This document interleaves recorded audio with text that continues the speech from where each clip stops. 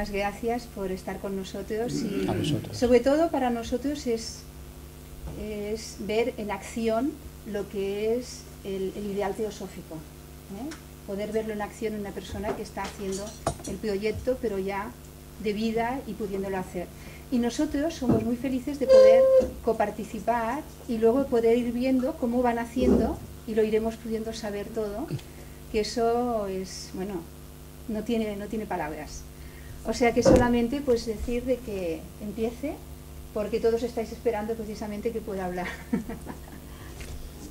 Gracias y buenas tardes.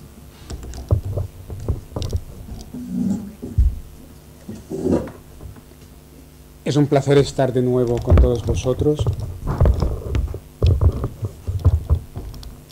Recordaréis un poco, los que estabais aquí, el contenido básico de la charla de la semana anterior, que fue una presentación general, tanto teórica como práctica, de la educación integral.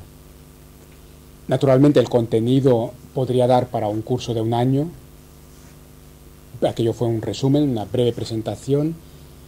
Y cuando se hizo la proposición de dar una nueva charla hoy, pensé que en lugar de ahondar en la temática, fuera teórica o práctica, lo más bonito sería ver algunas imágenes de la India, que tienen que ver naturalmente con la educación y con el tema de la charla anterior. Porque una cosa que prácticamente no toqué en la charla anterior, porque no había más tiempo y acabamos tarde, fue la historia de la educación integral en la India. Y qué mejor manera de presentar hoy, en una hora, la educación integral en la India, que hacerlo con imágenes. Cuando incluso los turistas dicen que los niños de la India son los más hermosos del mundo y los más espirituales. No hay ningún país en el mundo como la India para implementar la educación integral. Y espero que la famosa frase de que una imagen vale más que 1000 palabras, pues hoy también sea de actualidad, y estas imágenes permitan captar más profundamente que lo que podría permitir ninguna palabra la esencia de la educación integral, que es algo que sale del interior, a través de la personalidad, del conocimiento académico, de la actuación en la sociedad. He dicho hoy el tema sería la educación integral en la India. Una historia antiquísima, como todos sabéis, pero me centraré en la India moderna, porque es en la India moderna, que coincide con la colonización británica, cuando el país produce una pléyade de grandes maestros, no todos, pero algunos de los cuales, habiendo hablado de educación y habiendo planteado la educación en términos de educación integral, naturalmente.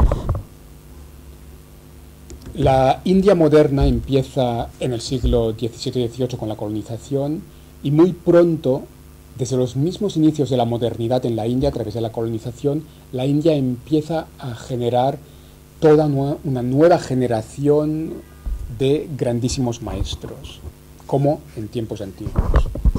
El primero, muy poco conocido, sería Swami Narayana, muy poco conocido en Occidente, menos que otros grandes maestros, y precisamente este es un maestro que también ha dado lugar, a partir de sus enseñanzas, su ejemplo vivo, a una implementación pedagógica. Hay muchas escuelas en la India que llevan su nombre, Swami Narayan Schools, aunque digo es muy poco conocido en Occidente. También entre los grandes maestros de la India moderna y su pedagogía, admito que es uno de los que he estudiado menos. Hoy no hablaré tanto de él como de otros que son más conocidos. Después de Swami Narayan, vendría el maestro que inspira la escuela que tenemos ahora aquí en la pantalla,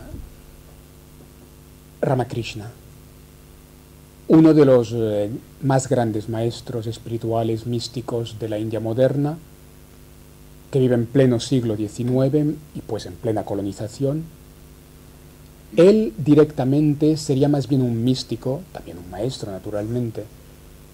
Él directamente no hizo nada a nivel social, fue su discípulo predilecto, su discípulo más importante, el que, naturalmente bajo instrucción del maestro y siguiendo el ejemplo vivo del maestro, crearía toda una organización que sí ha producido una tarea social y pedagógica ingente, enorme y maravillosa en la India. Este discípulo predilecto y el más potente de todos los discípulos directos de Ramakrishna, lo conocéis, fue Swami Vivekananda. También uno de los padres, podríamos decir, de la India moderna. Swami Vivekananda, a diferencia de Ramakrishna, fue un indio occidentalizado. Swami Ramakrishna, a pesar de vivir en plena colonización, no tuvo contacto prácticamente con la modernidad, con la cultura británica. Fue muy hindú, muy puramente indio desde ese punto de vista, pero su discípulo predilecto y más potente, Swami Vivekananda, sí que tuvo una instrucción académica de calidad y hablaba el inglés perfectamente y viajó a Occidente, tanto a América del Norte como a Europa. Swami Vivekananda recogió la esencia de las enseñanzas de su maestro, Ramakrishna, y con estas enseñanzas extraordinarias de Ramakrishna, Swami Vivekananda sí que creó una organización moderna. Una organización que, en términos generales, se llamaría la Ramakrishna Mission, la misión Ramakrishna, y que básicamente se ha dedicado, como los jesuitas en el mundo cristiano, a la educación. No exclusivamente, la misión Ramakrishna tiene otras facetas en la labor social, en el servicio social, pero la educación sería su actividad principal.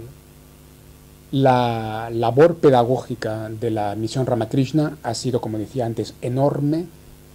El total de escuelas, facultades de la misión Ramakrishna en la India se elevaría a casi 1 millar. Tienen cientos y cientos, hasta prácticamente unas 1000 escuelas y facultades en toda la India, aparte de otras tareas sociales que también realizan. Y os podéis imaginar que esta misión Ramakrishna, en su labor pedagógica, apunta y trata de implementar la educación desde un punto de vista integral, holístico, con un fundamento espiritual. Sus resultados concretos serían variables según el contexto social, porque muchos centros educativos de la misión Ramakrishna atienden a los más necesitados en la sociedad, y a veces estos centros escolares que están recogiendo a niños de los ambientes sociales más humildes, pues viven en una precariedad económica que no les permite realizar grandes prodigios pedagógicos. Aún y así intentan hacer lo mejor que pueden. Tienen escuelas que sociológicamente serían más de clase media y que permiten, con unos medios económicos mejores, realizar una pedagogía también más sofisticada. Las facultades en general, que se llaman Vivekananda Colleges, tienen un buen prestigio social, y en los últimos años intentan renovar toda esta historia tan importante para la India y para el mundo con nuevos aires pedagógicos, siempre con la doble inspiración de los maestros fundadores Ramakrishna y Vivekananda. Lo que veis ahora en la pantalla son imágenes de un orfanato de la misión Ramakrishna en la ciudad de Chennai, Madrás, que recoge a niños abandonados y les da una educación académica de un mínimo de calidad, siempre con esta visión espiritual profunda que hace que practiquen la meditación, los cantos sagrados, etc. Estas son las aulas. Es una escuela únicamente secundaria, naturalmente hacen deportes. Esta es otra escuela que recoge a niños no huérfanos como la anterior, pero aún y así de medios más bien humildes, y aquí con una cierta precariedad económica, que es el contexto en el que trabajan. También intentan realizar la labor pedagógica mejor que pueden.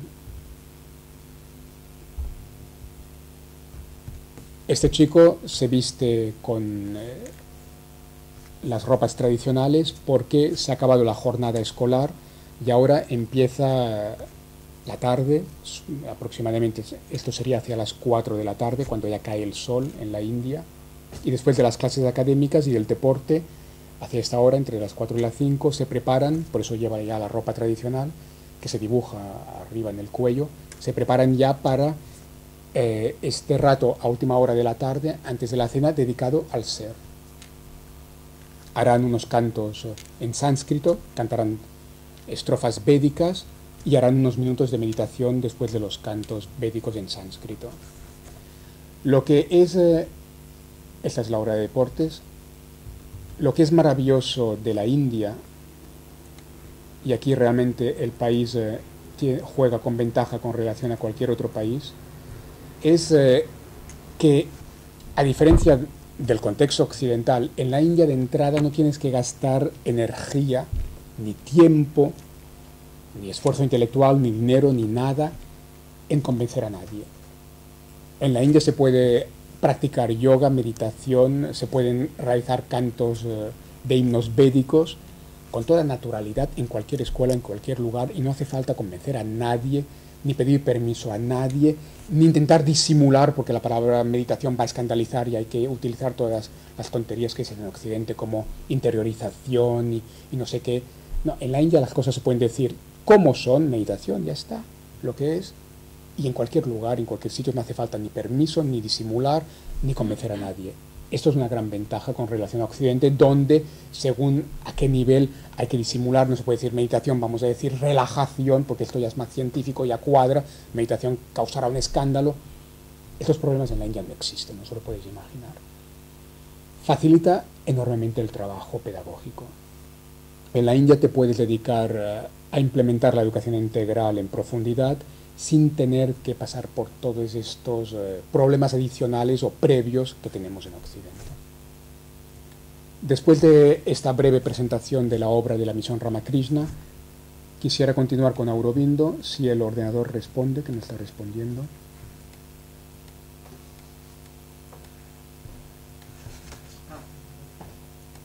Ahora ya no me sale el menú. Sale. ¿Dónde? ¿Cerrar? Cerrar. Para atrás. Aquí, vale. Sí. ¿Y ahora? En la foto. ¿En la primera? Por ejemplo, sí.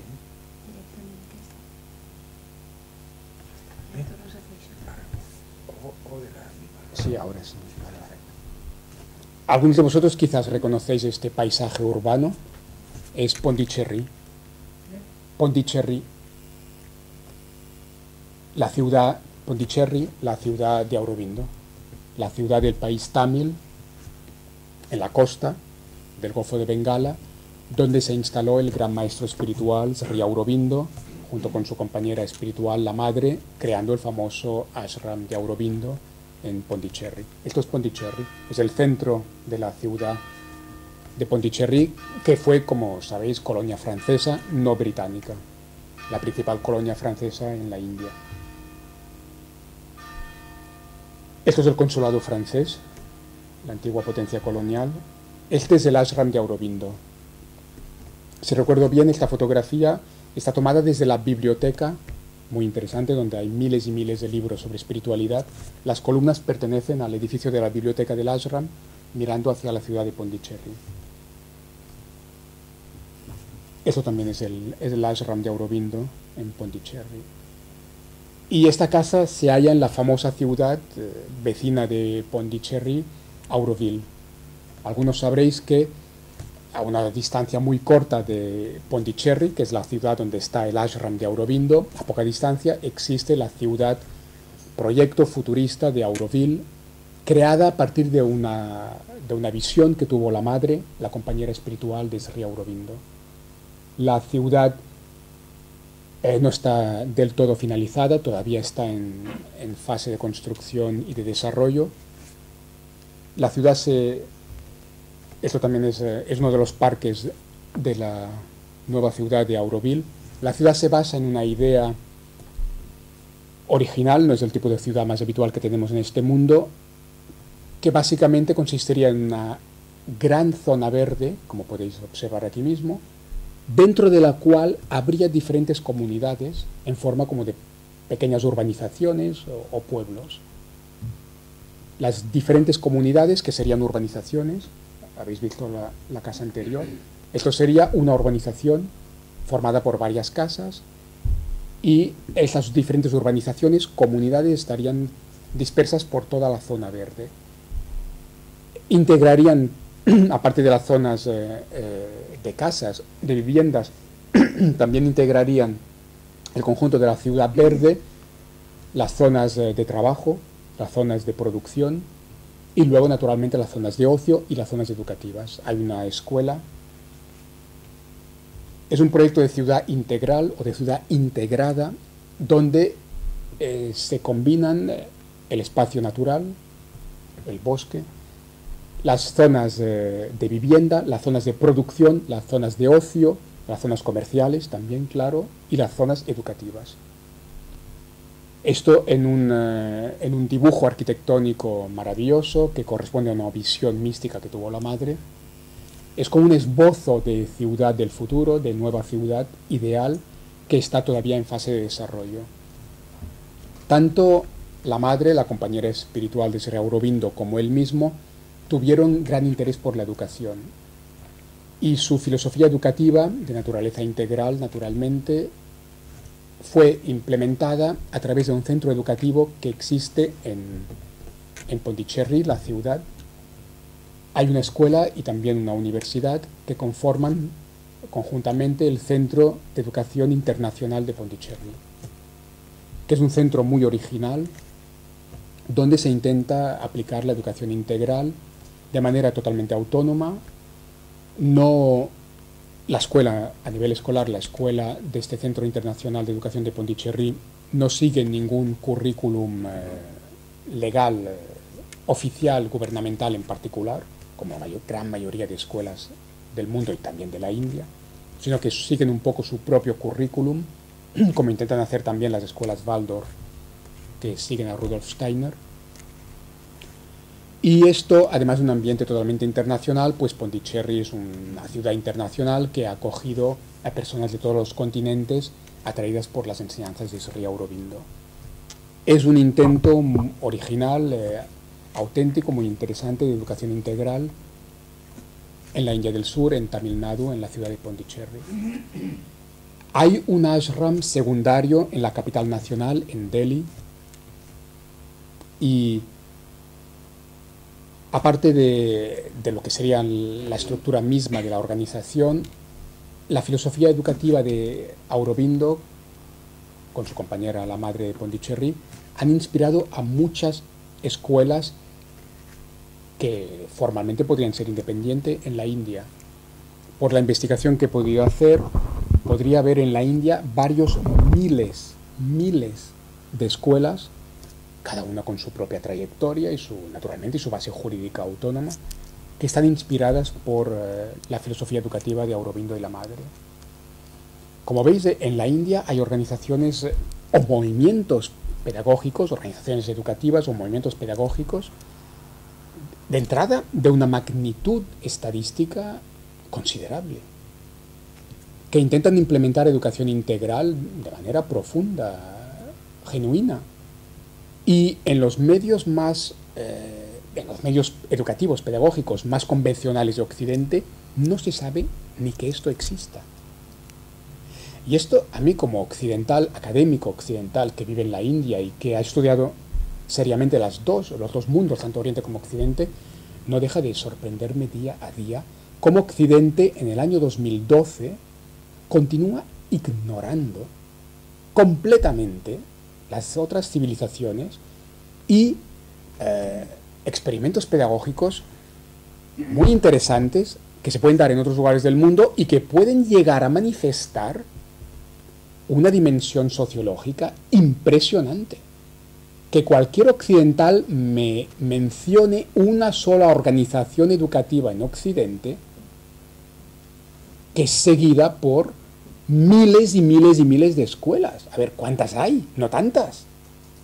La organización que conocemos con el nombre de Ramakrishna Mission, que es una sola organización estructuralmente, como decía antes, tiene unas mil escuelas y facultades en la India. Decidme qué organización educativa en Occidente tiene 1000 escuelas y facultades. ¿Cuántas? Es algo enorme, sociológicamente enorme. ¿Quién conoce la labor de la Ramakrishna Mission en Occidente? Casi nadie. Ignorado completamente. El movimiento de educación integral inspirado por Sri Aurobindo y la madre de Pondicherry. Miles y miles de escuelas, muchas en Orissa, por cierto, pero por toda la India, miles y miles de escuelas siguen la inspiración de Sri Aurobindo y la madre de Pondicherry. Miles y miles.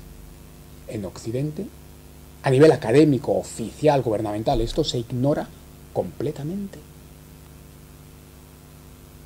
Mi maestro a nivel humano, Ramón Panikkar, siempre estaba diciendo lo mismo, que Occidente continúa en el imperialismo cultural, una vez abandonado el imperialismo militar. ¿No podríamos aprender algo de la experiencia acumulada por miles y miles de escuelas en una civilización tan fascinante como la India, que ahora además es una potencia económica emergente, futura potencia mundial? Quizá un día podamos aprender algo. Más aún cuando en el origen de este movimiento pedagógico estadísticamente impresionante, más aún cuando en el origen hay unos seres excepcionales, unas enseñanzas filosóficas de primer orden a nivel de historia de la humanidad. Si hablamos de Ramakrishna, Vivekananda, Aurobindo, estamos hablando de maestros espirituales, filósofos, sabios, místicos de primera magnitud histórica. Ramakrishna, Vivekananda y Sri Aurobindo son filósofos, sabios, místicos de primera magnitud histórica. Y dan lugar a movimientos pedagógicos que siguen miles de escuelas. Eso es algo realmente muy importante, pero muy importante. Y Occidente lo ignora. Y va dando vueltas a todos sus problemas pedagógicos, que los niños son insoportables, que los profesores ya no pueden más.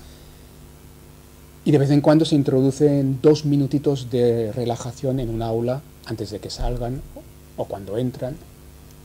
Podemos aprender seguramente mucho, mucho más si nos molestamos en pensar que Occidente no es la única civilización del planeta Tierra.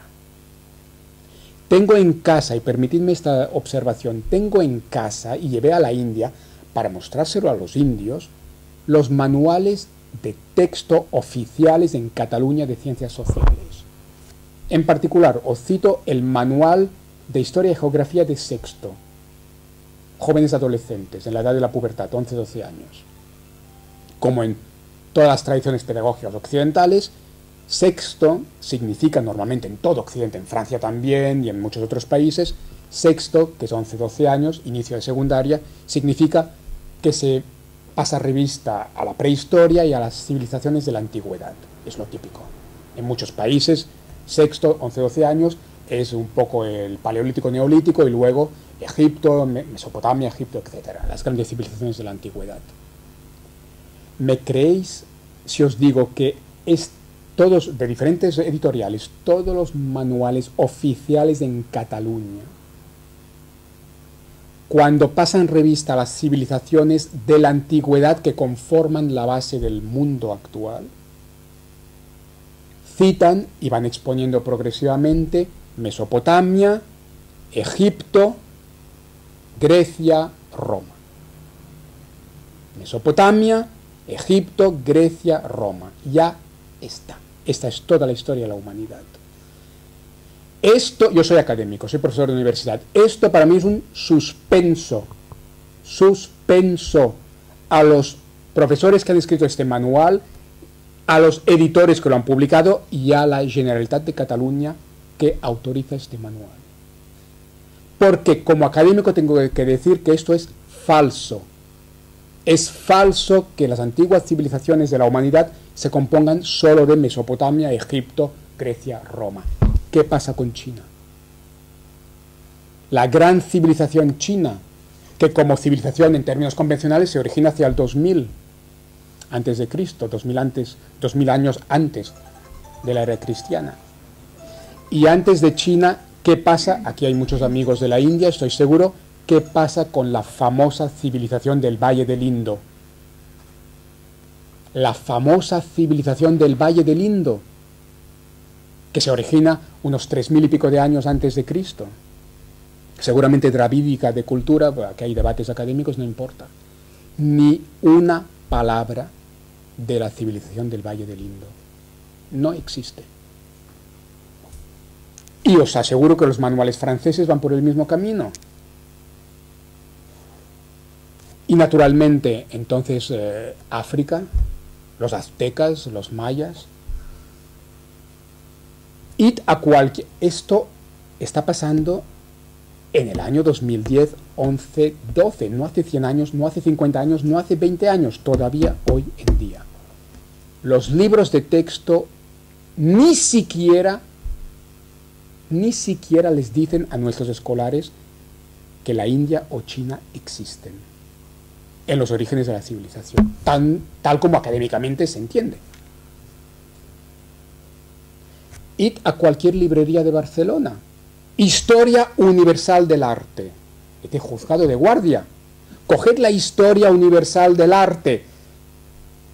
Es lo de siempre. Egipto, Grecia. Entonces vendrá Roma, los árabes y Europa. China no existe, Japón no existe, Indochina no existe, Indonesia no existe, la India no existe. Naturalmente África, ya ni hablemos de ellos, son los salvajes, y las civilizaciones antes de los españoles y portugueses en América también, naturalmente, como si no existieran. Son salvajes, pero este discurso de la era colonial, los salvajes, aún está alimentando la cultura occidental. No han cambiado mucho las cosas. Yo soy de los que defienden algo que todavía es utópico, que los programas de final de primaria, de una manera, y de secundaria, de otra manera, impliquen una asignatura obligatoria de estudio de las otras civilizaciones, una asignatura intercultural, que en algún país del norte de Europa existe, pero aquí todavía es inexistente. Pero si citan el Valle del Indo cuando hablan de las civilizaciones antiguas, Occidente aún se está mirando a sí mismo, ignorando tesoros de sabiduría, de filosofía. Yo he conocido la Facultad de Filosofía de la Universidad de Barcelona y os puedo asegurar que hay académicos que dicen que la filosofía solo es occidental, no existe filosofía china, no existe filosofía india. Hay académicos que están diciendo esto públicamente. Entonces, esto que os estoy mostrando aquí, ¿cómo no va a ser ignorado? Pero esto solo es en perjuicio de Occidente. Esto solo es en perjuicio de Occidente. Occidente cava su propia tumba si afronta el siglo XXI mirándose a sí mismo, ignorando todas las demás culturas y civilizaciones, con una crisis económica que no es económica, que es antropológica, como han dicho las personas más serias. O bien Occidente cambia radicalmente el rumbo de su historia, que implica abrirse a las demás civilizaciones del mundo. Interculturalidad, lo que mi maestro Raymond Panikkar siempre defendía, la interculturalidad. O bien Occidente se abre realmente a la interculturalidad pronto, o bien Occidente se va a asfixiar como civilización, que ya está generando los síntomas más claros de asfixia cultural. Mientras tanto, Asia va hacia adelante. Nadie la puede parar, culturalmente y económicamente. Pero es que quizás los occidentales un día se vayan a plantear que los asiáticos aprenden mucho sobre la civilización occidental. Los asiáticos sí que aprenden muchas cosas de la civilización occidental, mientras que Occidente ignora las otras civilizaciones. Y a nivel educativo, con los problemas educativos endémicos y graves que tiene Occidente hoy en día, ¿durante cuántas décadas Occidente se va a permitir el lujo de ignorar al 75% de la humanidad? Con civilizaciones más antiguas que la occidental, todas podríamos decir. La occidental es la última que llega. Incluso en el esquema tan reduccionista ilimitado y falso, porque es reduccionista, se reconoce al menos que Grecia es la última de la cola. De todas las civilizaciones antiguas, Grecia es la última. Todas las otras son anteriores. Por no hablar de las culturas que tienen cosas muy interesantes, naturalmente, en África o en América. ¿Durante cuántas décadas todavía Occidente va a ignorar las aportaciones culturales del 75% de la humanidad? Cuando todas son culturas y civilizaciones más antiguas aún que Occidente. Occidente es una gran civilización, yo lo digo en la India. Pero es un error gravísimo y profundísimo que ha hecho Occidente y todavía mantiene el mirarse solo a sí mismo. El cerrarse en uno mismo implica la asfixia. Siempre. La vida es dialogal. La vida es diálogo. Y esto, a nivel científico, hoy en día se puede poner sobre la mesa de la academia con la física cuántica. La física cuántica descubre el carácter dialogal del cosmos mismo, de la realidad física. La realidad física, la realidad misma en términos físicos es dialogal, es interdependiente. ¿Cómo a nivel cultural podemos estar mirándonos solo a nosotros mismos? Y cuando tenemos problemas endémicos y graves, como los tenemos en Occidente con el tema educativo, nos vamos a permitir todavía durante décadas de ignorar miles de años de civilización, miles de escuelas de experiencia pedagógica, en base a las enseñanzas, filosofías de los más grandes sabios filósofos místicos.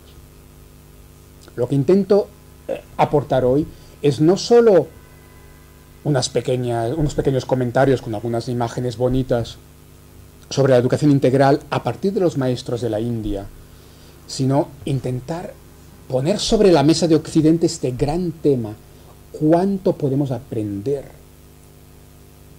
de estos grandes maestros filósofos de Oriente, de la India, de los movimientos pedagógicos enormes que han generado, con todos sus miles de años de civilización que hay detrás?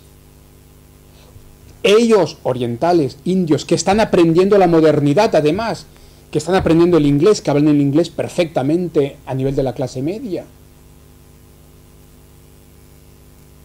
y que están dominando más y más la tecnología que nosotros inventamos en el inicio de la modernidad. Nos están pasando por encima, y que vayamos nosotros mirándonos a nosotros mismos, ignorando al resto de la humanidad. Vamos a ser nosotros los que vamos a ver las consecuencias negativas, no ellos. Os cuento una pequeña anécdota que para mí es maravillosa y que recordaré toda la vida y que explicaré toda la vida.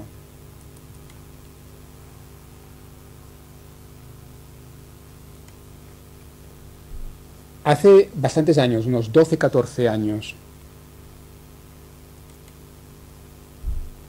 estaba en la India rural, muy cerca de la escuela donde están estos muchachos. Pero estaba en una escuela de hijos de campesinos. ¿Os imagináis el contexto sociológico? Hijos de campesinos en un rincón de la India rural, en Andhra Pradesh. Y podéis creerme que estos niños, hijos de campesinos, en un rincón donde Krishna perdió la flauta, me hablaron, me mencionaron los nombres de los tres grandes, ellos dijeron, gurús de Occidente. ¿Sabéis qué tres nombres pronunciaron? Niños hijos de campesinos, en un rincón perdido de la India rural. Estos niños campesinos de la India dijeron los tres nombres: Sócrates, Platón y Aristóteles. Y los definieron como los tres gurús de Occidente.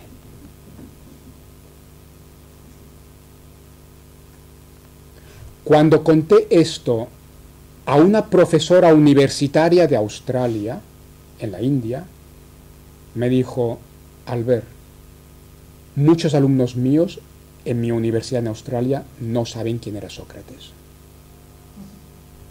Esto no lo digo yo, esto me lo dijo esta amiga mía, australiana, colega mía, profesora de universidad en Australia, me dijo, porque le conté esta anécdota.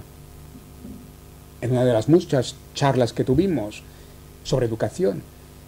Y me dijo así, con estas palabras, al ver muchos alumnos míos en mi universidad en Australia no saben, no tienen ni idea de quién era Sócrates.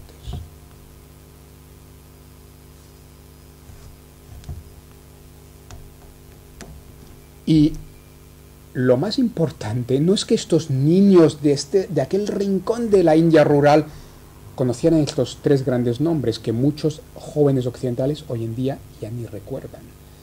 Lo más impresionante, os habéis fijado, es en la segunda parte de la pequeña anécdota. ¿Cómo los presentaron? Estos niños de la India presentaron a Sócrates, Platón y Aristóteles como los tres grandes gurús de Occidente, maestros. Mientras todo un ejército de aburridos profesores universitarios intelectuales en Occidente los han interpretado en clave meramente intelectual.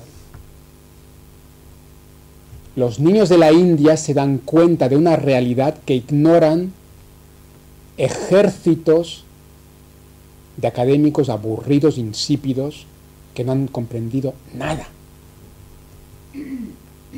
Antes, nuestro amigo Josep Tarragó ha dicho cosas maravillosas sobre el ser interior. Sócrates no era un intelectual. Sócrates era un gurú, un yogi. En la India lo tienen más claro. Sócrates hizo un discurso pedagógico, la mayéutica socrática. Pero esto, por favor, no olvidemos, esto no estaba aquí en el intelecto. Esto salía de dentro. Sócrates era un ser realizado. Sócrates era alguien que vivía el ser interior, que vio la luz de la que hablan tantos místicos. Y Sócrates habla desde este ser interior.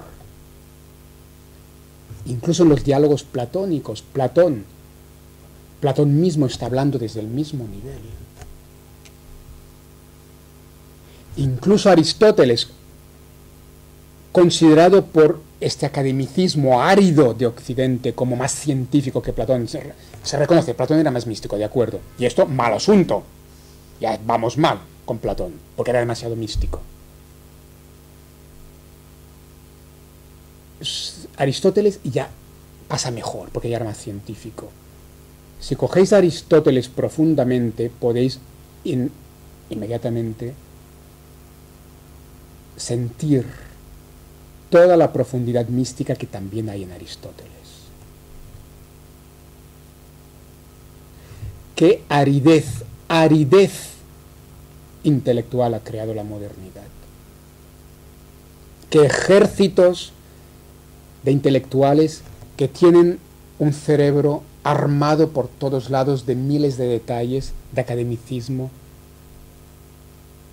han olvidado lo más importante que los niños de la India espontáneamente recuerdan.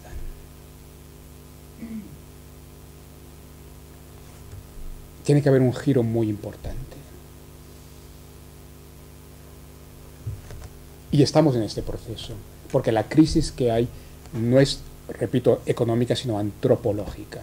Porque lo que es insostenible no es solo un capitalismo salvaje, neoliberal, consumista, etcétera, que llega a lo patológico. Esto más y más personas se dan cuenta.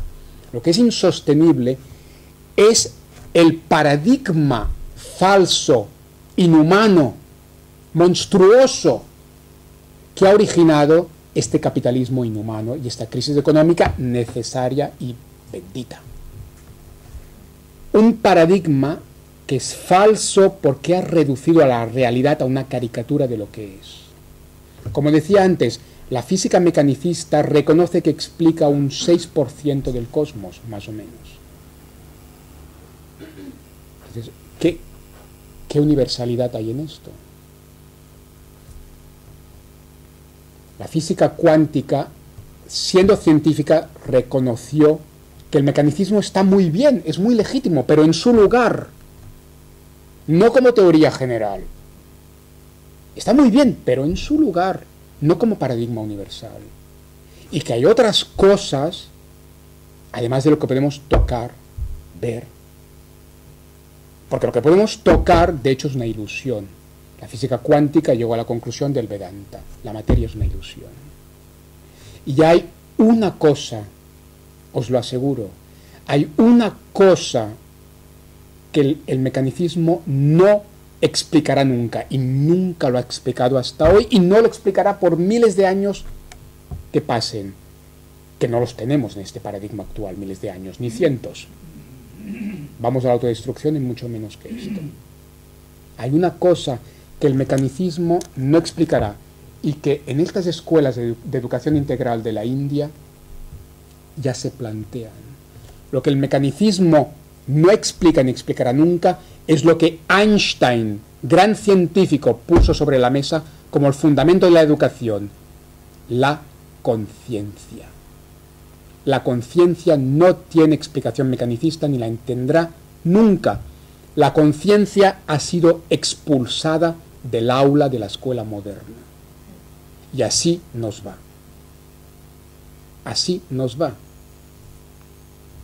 La conciencia es la base de la educación integral, como os decía en la charla anterior, y la conciencia es lo que, aunque sea de manera imperfecta en su implementación, se plantean en estas escuelas de educación integral en la India. Desde las enseñanzas de los más grandes filósofos místicos sabios que ignoramos completamente en Occidente, como este otro. Este niño está jugando en una escuela maravillosa que nadie conoce en Occidente naturalmente, que se llama Rishi Valley, creada por el filósofo sabio excepcional J. Krishnamurti, que es hijo de la teosofía, como todos sabéis. Krishnamurti, un auténtico filósofo, me atrevo a decir, como académico, como profesor de universidad, me atrevo a decir, uno de los mayores, más excepcionales filósofos de la historia de la humanidad.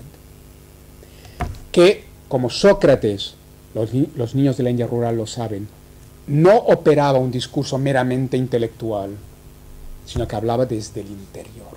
Por eso era auténtico, por eso conmocionó, tocó el alma a muchos seres. Krishnamurti es uno de los filósofos sabios más importantes para el futuro de la humanidad. Lo que Krishnamurti dijo sobre el diálogo, sobre el amor, expulsado de todas las intelequias del academicismo moderno. ¿Sabéis que en la filosofía griega uno de los temas fundamentales es el amor? Como en la filosofía india tiene mucha importancia prema, el amor, como Sundaram, la belleza. El romanticismo, el último gran movimiento cultural de Occidente. Sabéis que en el romanticismo el amor era fundamental, como en Grecia, como en el hinduismo, como en el budismo. Y sabéis que el amor del romanticismo no es de ninguna manera las estupideces de las revistas de las peluquerías. No es esto. No es sentimentalismo el amor de los románticos, es metafísico, como en Grecia, como en el hinduismo, como en el budismo. El romanticismo es el último movimiento cultural de Occidente que todavía apunta hacia la realidad en su profundidad y que todavía se acuerda de que el amor es fundamental. Después del romanticismo, el amor pasa a ser olvidado por parte de los discursos predominantes en Occidente. Pasa a ser un tema personal, emocional, literario, de segunda, tercera, cuarta, quinta división. Porque lo que cuenta es lo científico, y lo científico es lo mecanicista, de ahí no entra el amor. Y así nos ha ido, así tenemos el planeta que tenemos. Krishnamurti, uno de los filósofos más excepcionales de la historia, con un mensaje fundamental para el futuro de la humanidad. Habló de educación, tiene palabras absolutamente maravillosas sobre la educación, ignoradas masivamente por los ministerios de educación de Occidente, por las escuelas de Occidente, por los pedagogos de Occidente. Y Krishnamurti dijo cosas profundísimas, bellísimas, cuando relaciona el amor, el diálogo, la relación, cosas fundamentales de la condición humana, con la práctica pedagógica. Él mismo creó dos escuelas, siendo joven, relativamente joven. Rishi Valley en el sur, en Andhra Pradesh, y Rajghat en Varanasi, la histórica, mítica ciudad de Benares, a orillas del Ganges. Esta es Rishi Valley, la escuela del sur de Andhra Pradesh. Después de estas dos escuelas iniciales, la fundación que lleva su nombre, Fundación Krishnamurti, ha creado otras escuelas en la India, hasta una decena o docena, no me acuerdo exactamente, y hay alguna escuela también en Occidente, en Estados Unidos, en Inglaterra. En esta escuela realmente singular de Rishi Valley, inmersa en un paraje natural de gran belleza, la orientación pedagógica va hacia la línea de la educación integral, holística. En este momento los niños se preparan para cantar cantos en sánscrito. Las artes naturalmente juegan un gran papel.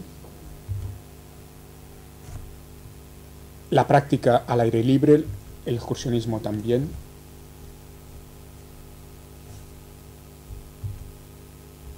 Y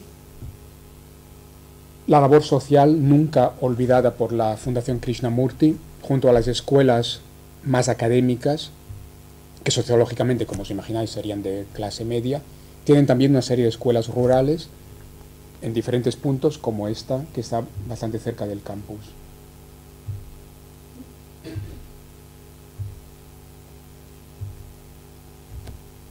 Un punto muy interesante de las escuelas Krishnamurti, siguiendo la filosofía magnífica de este gran sabio y filósofo, un punto muy importante tanto del sabio fundacional como de las escuelas Krishnamurti que siguen su pedagogía, tendría que ver con la mentalidad misma que tendría que acompañar siempre la educación integral. Como sabéis, Krishnamurti era alérgico a los sistemas, a las catequesis,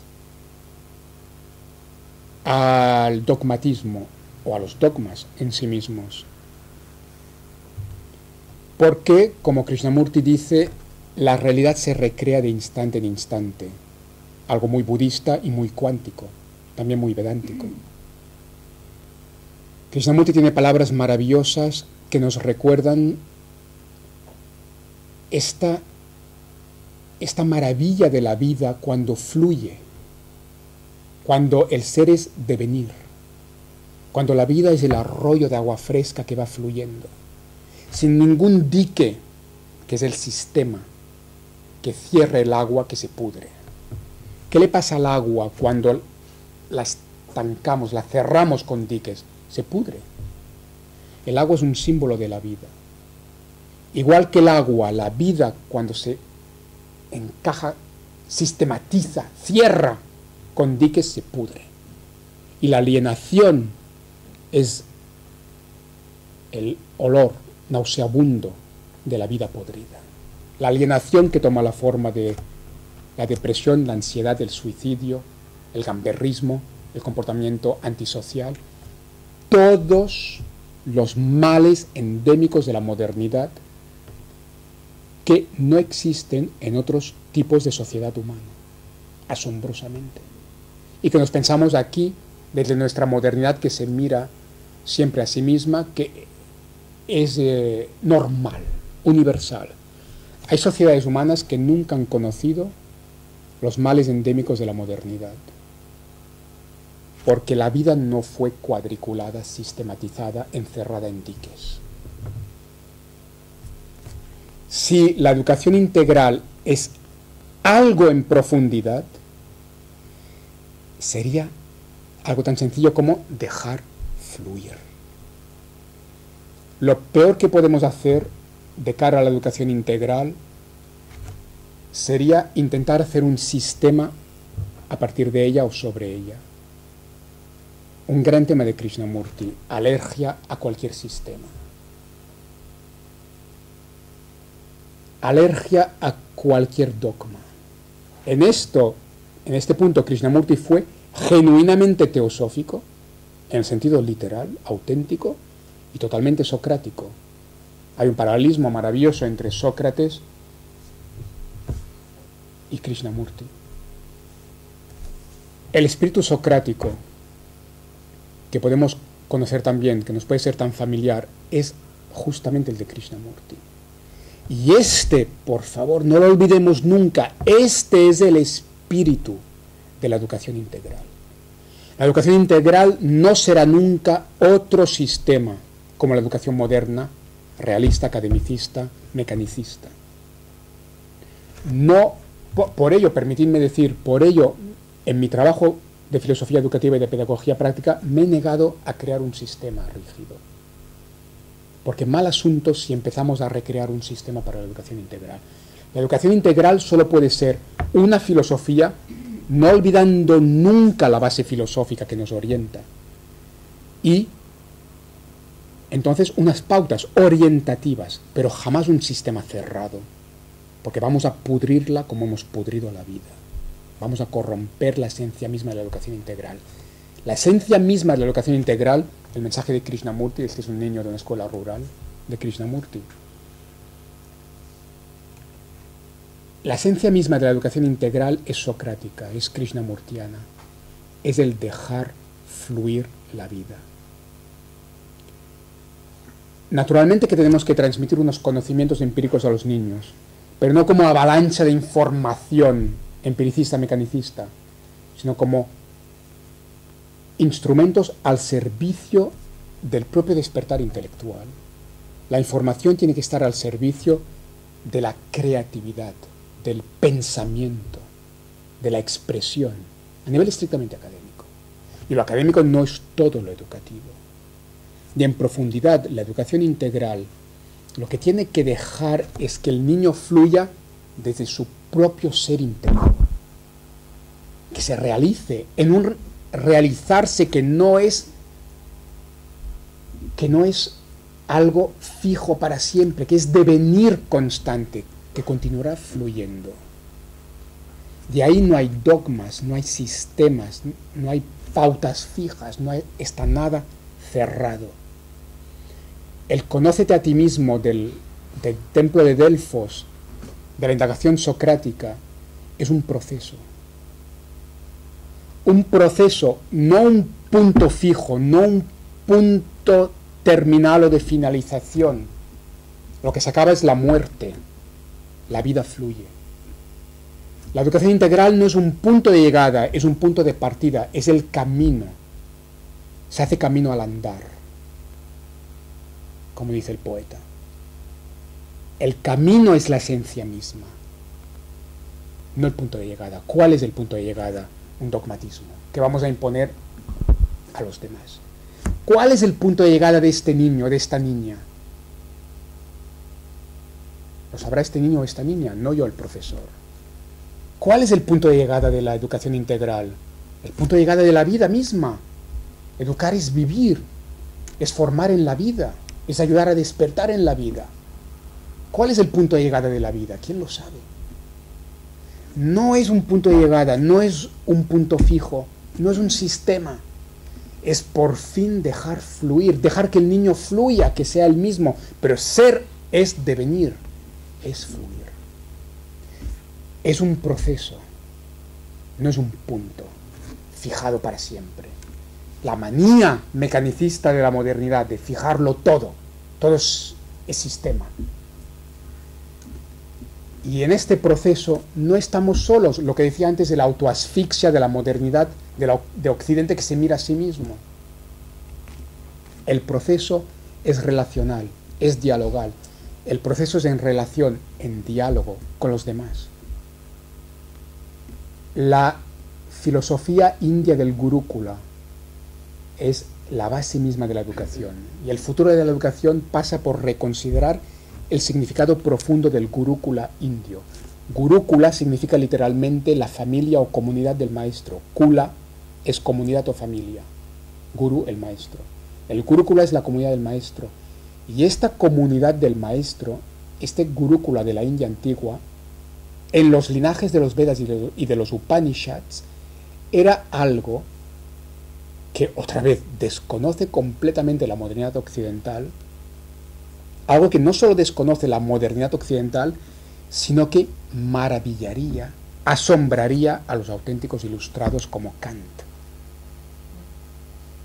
Porque el gurúkula auténtico que existió en la India en tiempos védicos y upanishádicos, en los linajes auténticos de los Vedas y de los Upanishads, era una comunidad de maestro-discípulos basada en la relación, en el diálogo, como Sócrates, en un espíritu de absoluta, real libertad de pensamiento. No había ningún sistema, no había ninguna autoridad, no había ningún dogma. Fue uno de aquellos momentos fulgurantes en la historia de la humanidad en que han existido comunidades vivas basadas en una real indagación en libertad, en el amor profundo que unía maestro y discípulo, porque solo en el amor hay conocimiento. El conocimiento en última instancia es conocimiento del amor o el amor del conocimiento. Esto es lo que la aridez moderna ha olvidado, el significado de filosofía. Decía antes, un tema que la modernidad ha olvidado es el amor. El amor ha dejado de ser un tema filosófico en la modernidad. De entrada porque estos ejércitos de intelectuales de la modernidad han olvidado el sentido etimológico de la palabra filosofía. Filia, sofía, amor, sabiduría. Este diálogo vivo, que no tiene fin, no tiene límite, no tiene punto de llegada, que es siempre un proceso, que es el proceso de la vida misma. Este diálogo maravilloso, que es la vida misma entre amor y sabiduría, entre amor y conocimiento, existió. Esta maravilla de la vida, este diálogo de amor y conocimiento ha existido en la historia humana. En unos linajes, en unas escuelas de la India, en tiempos védicos y upanishádicos, había una real comunidad basada en el amor, en el respeto mutuo, en total libertad de pensamiento, en auténtica indagación libre en quién soy y qué es la realidad.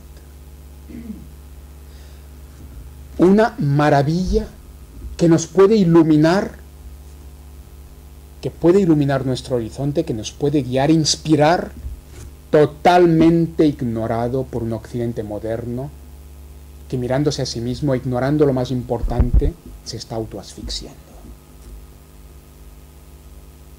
En lugar de tantas normas, leyes y tecnicidades en las que nos estamos autoasfixiando, podríamos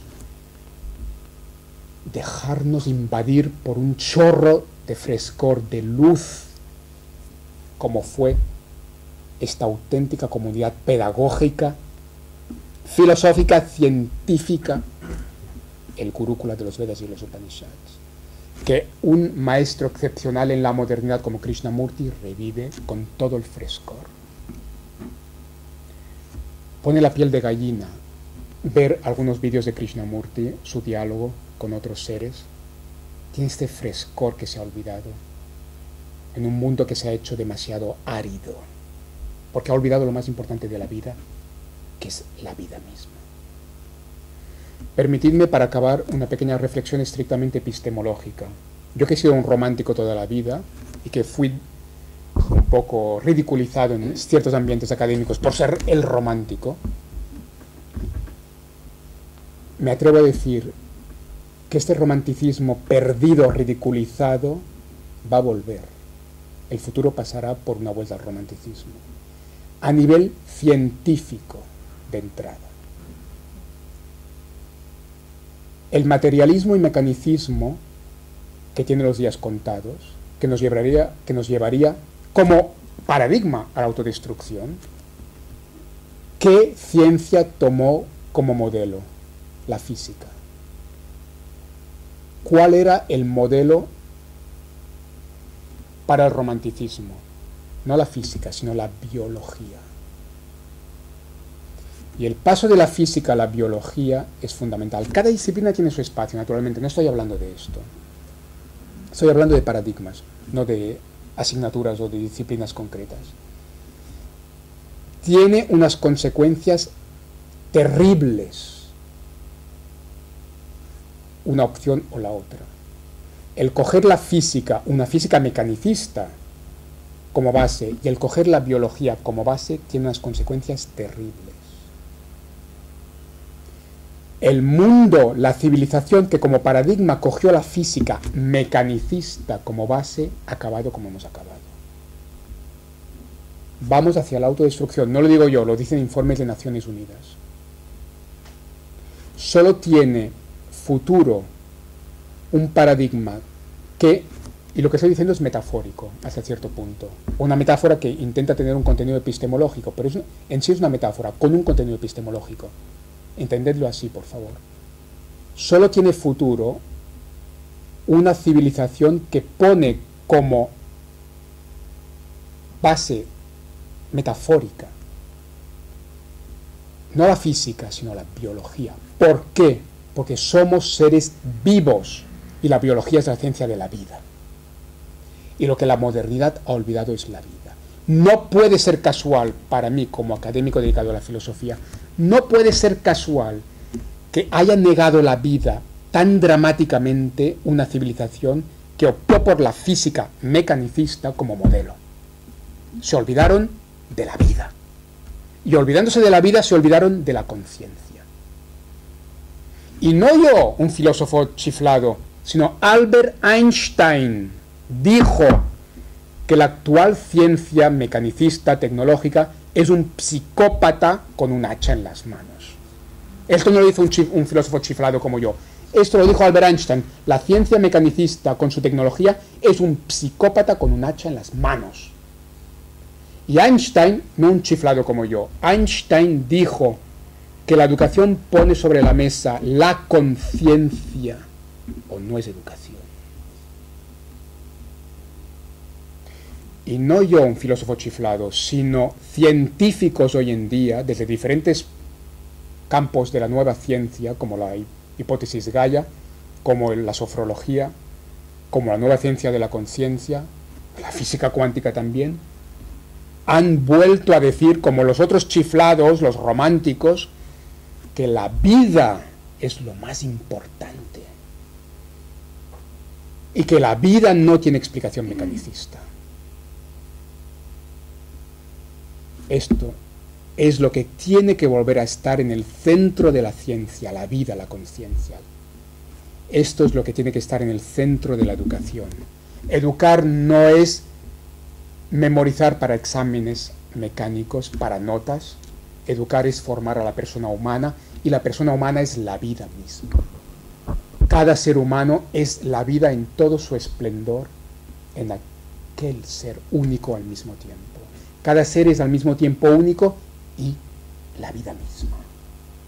Qué belleza toma la educación cuando es ayudar a un ser que es la vida misma a formarse, a conocerse a sí mismo, a expandirse desde su propio interior, en relación y diálogo en el amor. Krishnamurti dio un mensaje maravilloso sobre esto, ignorado por todos los ministerios de educación, que luego no saben qué hacer con los problemas endémicos que su propio paradigma ha creado. Permitidme hoy, tan solo en una hora escasa, evocar muy brevemente, muy mal, porque seguramente la expresión es totalmente imperfecta, pero al menos quería hoy, en una hora escasa, evocar, ni que sea de manera muy imperfecta, la belleza, la profundidad, la importancia de la filosofía y de la pedagogía de estos grandes maestros filósofos místicos de la India, esperando que un día dejen de ser ignorados y sean fuente de inspiración, no solo en la India, sino también en Occidente, con nuestros propios grandes sabios de Occidente, también ignorados por los occidentales, como Sócrates, Platón y Aristóteles, muy bien recordados por los niños de la India rural. Gracias.